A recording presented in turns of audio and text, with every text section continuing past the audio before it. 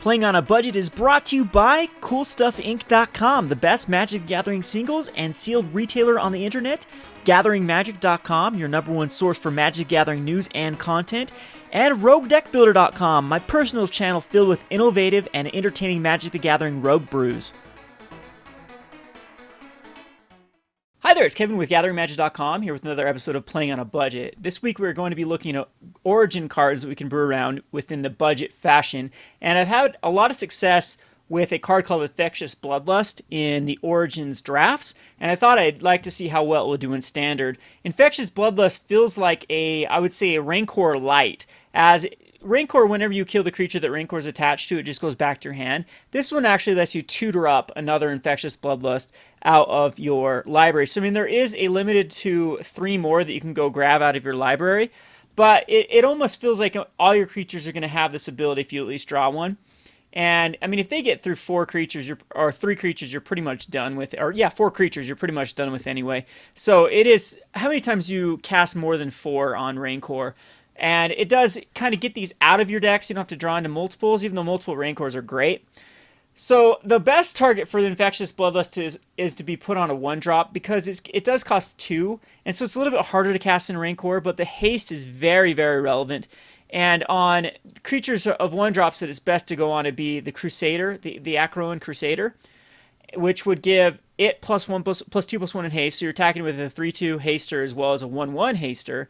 And then a Satyr Hoplite would become a 4/3 with haste if you put it on a Satyr Hoplite.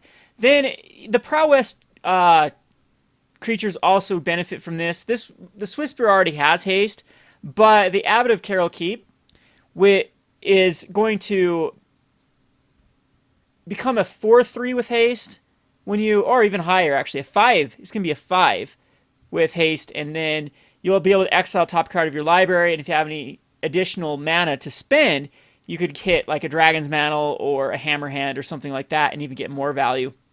And then, so I tried to do like just a little split between the heroic and the prowess.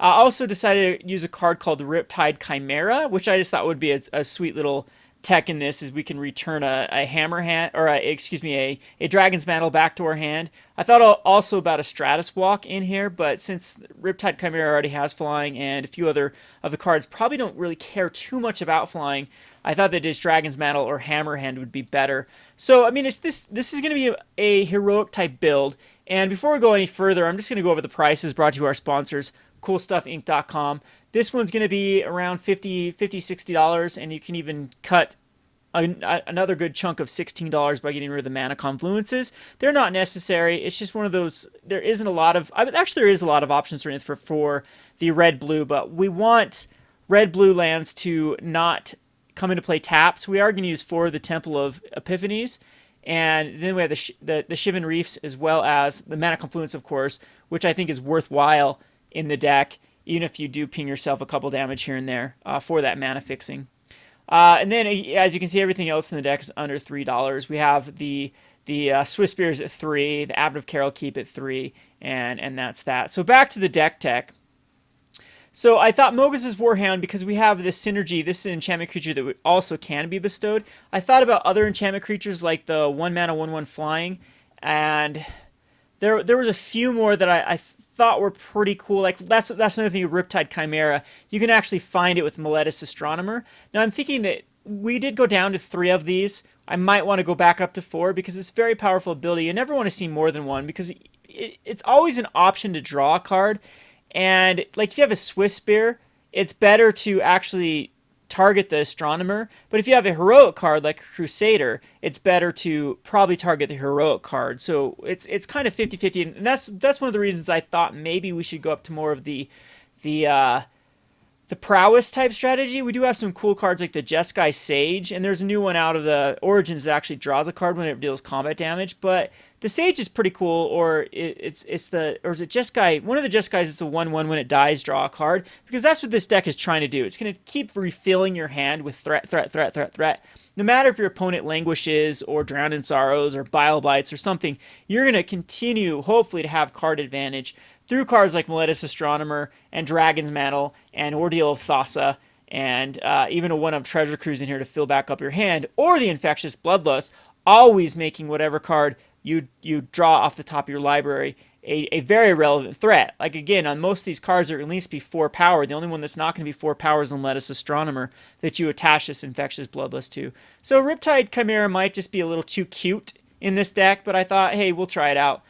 We do have the Dragon Mantle combo with it. Again, I wanted Treasure Cruise because you don't want too many of them. You never want to see like more than one in your opening hand. I thought about putting one more in the sideboard, but we have Outpost Siege as the other way to get card advantage to those really grindy matchups. And I did include one of Ordeal of Purphoros and one of Temur Battle Rage just to see how well they perform. And then we just have the regular old heroic strategy in the sideboard when we want to bring in Stubborn Denials, which are we'll usually have a ferocious creature in our deck. It's not very hard to get Satyr Hoplite or Swiftspear up to ferocious. And then Disdainful Strokes for Languish.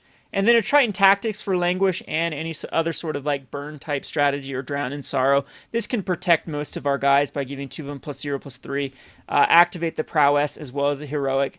And then we have Roast Rake really in here for like a Devotion if we need to kill anything that has above a 4 toughness, a Siege Rhino. And then Twin Bolts, these are really in here still for Rabble Master and Pile Driver and any fast strategy. We also have a Scouring Sands for the fast strategies. And a Molten Vortex just in here. This guy actually might want to be main boarded because I think we're going to be able to discard any excess lands quite easily to the Molten Vortex. It is an enchantment, and it is just another card that we're trying out. So there's probably plenty of cards we could try in this deck to see if they're worthwhile. Again, I haven't tried a lot of blue, like the newer blue cards from the Origin set, but this still has a lot of room to grow, a lot of testing to do to see how well it performs. If you guys have any ideas for this deck, definitely in the comment section below. And as we play this, you can comment on the videos as well, and then upgrade this deck as needed. I'm thinking it'll do pretty well. It's going to feel a lot to me like just a nice little blue-red tempo deck, but very aggressive, and the hits will just keep on coming and coming and coming. So anyway, this has been Kevin with GatheringMagic.com. Thanks for watching. Thanks for watching Playing on a Budget. If you haven't already, please subscribe to Gathering Magic and check out our Playing on a Budget playlist, which contains every episode. Thanks again and hope to see you soon.